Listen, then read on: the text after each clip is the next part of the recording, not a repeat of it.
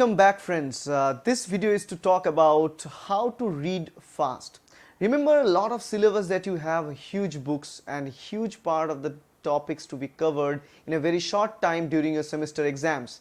Now in this video I'm going to tell you a way to read your book very fast, at least 2 to 3 times faster that you're doing right now. It's not only applicable for your test book but also applicable for any other book that you read.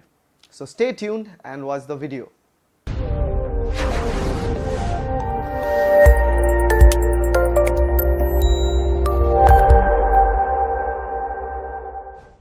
I'm going to give you 5 different tips that will help you to get a better reading speed over any kind of book that you choose. Now, what happens actually when you read? There are 2 things that tags all along. One is the speed of the reading and second is the comprehension. Now the problem is, if you increase your speed very fast, sometimes comprehension gets lost, because comprehension is the idea of understanding what you read. Now, to solve this issue, I will tell you to focus on at least a moderate amount of speed but get the maximum out of it. Now when you're reading a textbook, comprehension is really important, because that's the idea. You need to know about all the differences, you need to know about all the topics in details. But when reading the storybooks and stuff, in that case comprehension does not matter a lot. Getting an overview of idea will be enough. In those cases, by the way, the comprehension is not that required and you can go much faster. Tip number 1. First, position yourself in a place which is more accustomed for your body to read. Believe me, this is a simple thing but very effective. Now if you take a book and place it in your bed, trying to read the book in the bed, you will find difficulty. Because what happens, our brain is ready most of the time when we go to the bed. It makes your body to kind of making sleepy. So even if you are in a very like relaxing place like bed or any other of the relaxing places like bean bag or whatever, or any kind of cushion like things, it kinds of difficult and hard to concentrate on reading. So it's a better idea to get a straight chair which has a straight back, and also in a place where we have less distractions.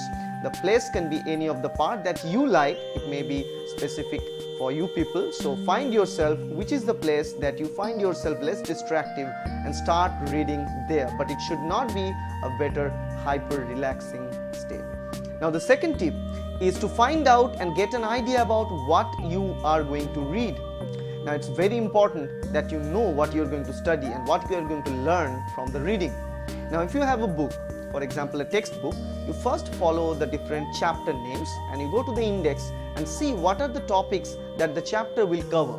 So get an overview about what you are about to read in that book or in that chapter. That is very important, because once you figure it out what you read, you break them down in different parts. You know which paragraph to read, which headings to read. And that's very important as well, because whenever you have a huge part to read, break it down in different small fragments.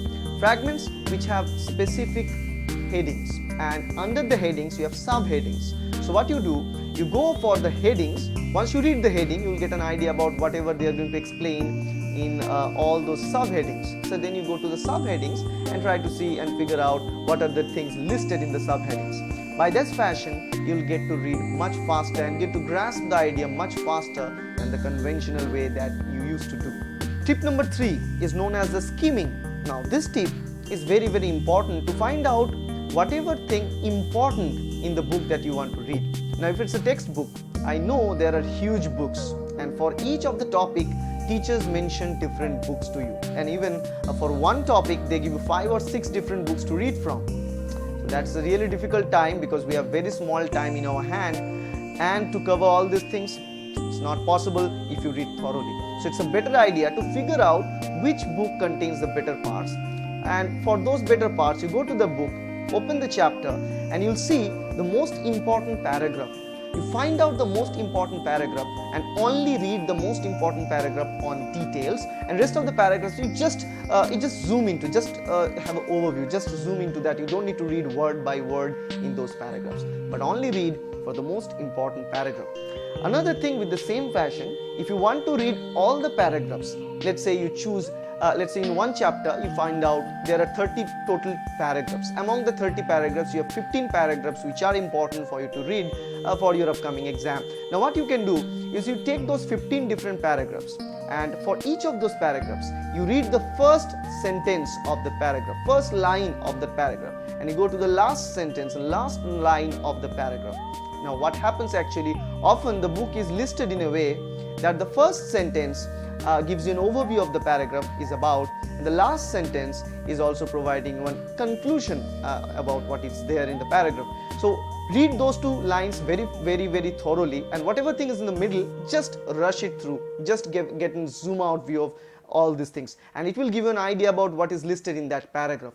So by this fashion you can skip paragraphs but still not entirely skipping the topic. You'll be able to understand what's listed there in the paragraph. So it's a very good way to understand what's written there and what's not. Okay, so here comes tips number 4. The tip number 4 is to find your hand or finger, really important while you're reading, or a pen, whatever you choose. Because you know what we are looking, the most difficult problem I face when I was reading is simply there are a lot of words in the book, a lot of things are written, so I find myself lost while you start reading, because for reading it's just like a scanning device. Our eye works like a scanning device which provides information to the brain. So whenever we watch something, we watch a word, I scan that, and that word is listed. And what we do once we keep on learning different words, they're related with each other, they're stitched with each other, and we start to sense the meaning of that, and that's the comprehension. Now the problem is, while you're reading, if you see a lot of words, our eye gets puzzled, our brain gets puzzled at which words to choose and which words to stitch. So the lines are placed really close to each other. Even most of the books, they have very small fonts. That's another problem. Reading from big fonts are much easier. That is the reason, because your brain gets an entire idea about what word it's listening, what word it's actually viewing. In this case, what I tell you is to take your finger while you're reading. You take the finger and point out each of the word that you're reading over the time, just selecting each of the words. So you're reading the words and take your finger from each of the words so that your brain knows which words it already gets and which word it still remain to get. So by this fashion you can count on the different words and that words is also being going. You can take a finger or a pen, start underlining the part you start reading and stuff, or a pencil, it's better, you can erase that in future, or you can take a highlighter even to go through that process again from the start till the end. That's a very good process, and I find myself very satisfied with the results that I got using this strategy of using my finger and a pen for underlining the words that I've learned. Okay, now tip number 5. The tip number 5 is to figure out and find out the phrases. Instead of going for a single word every single time, find out the phrases with multiple words together. So while you're reading a phrase, like, we need to step back and look what kind of environment we have created. Now for this specific lines, what you read, for each single word we should not read, because we need to step back and look what kind of environment we have created. So the idea of environment we have created, that phrase we get along while you're reading. It's not about the environment we have created. Never works like that, because it's our brain's approach. If you start reading and reading a lot, you'll find out more convenient with this idea that the more you read, the better idea for your brain to get, and reading as phrases instead of reading as words, that's a better idea.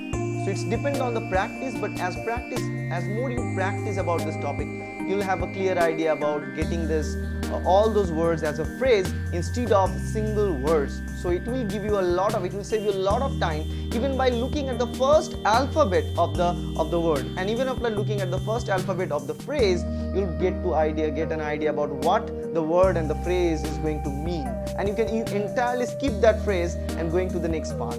This happens to very skilled readers who can read like 800 to 1000 words per minute, and that's a huge advantage over the time. So it's simply like the training, because practice is the ultimate thing in every case. If you train your brain to get more information and process more information by looking at them, it will do that very soon. It's a bonus strategy and bonus tip to find out the most important features about reading. Now the question is, why at all you are reading?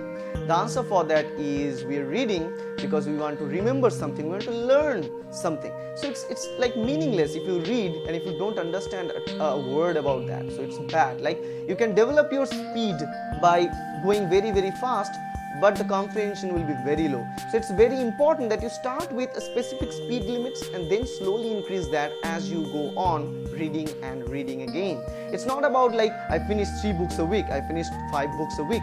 You don't need to achieve that goal. Why you finish? Why you read? It's not to finish the book in the week. It's not to finish 3 books in the week. It's not an award. The thing you read because to understand, to learn something. So it's very important to learn. Even if you finish 1 book a week, but learn that thing, it is much better than finishing 3 books and learn nothing. So it's not about you need to reach it very fast from the first day. I told you it's about practice. So start practicing and you will definitely reach there very soon. So it's a better idea that while you're reading, you construct notes, because while you're taking notes, especially in case of your syllabus, in case of your textbooks, while you're reading, you need to take notes down and make your own notes. That's the biggest advantages, guys. Make your own note. Take a small list. How the note can be like the way you understand. It does not matter that anybody else understand or that note or not. It can be very simple. It can be very constructed, or it can be anything accordingly designed for you only. So make that note so that you can look at that note, because while you're making the note by reading something, it also processes the data in your brain very well. So your brain understands the topic very well. So the comprehension becomes very strong. So do that and you'll see improvement, not only reading faster but also of a good comprehension. So that in a sense 5 tips that you use to read really faster. Stay tuned to my channel to get more and more videos like that, and definitely subscribe to my channel. Share this video as much as you can.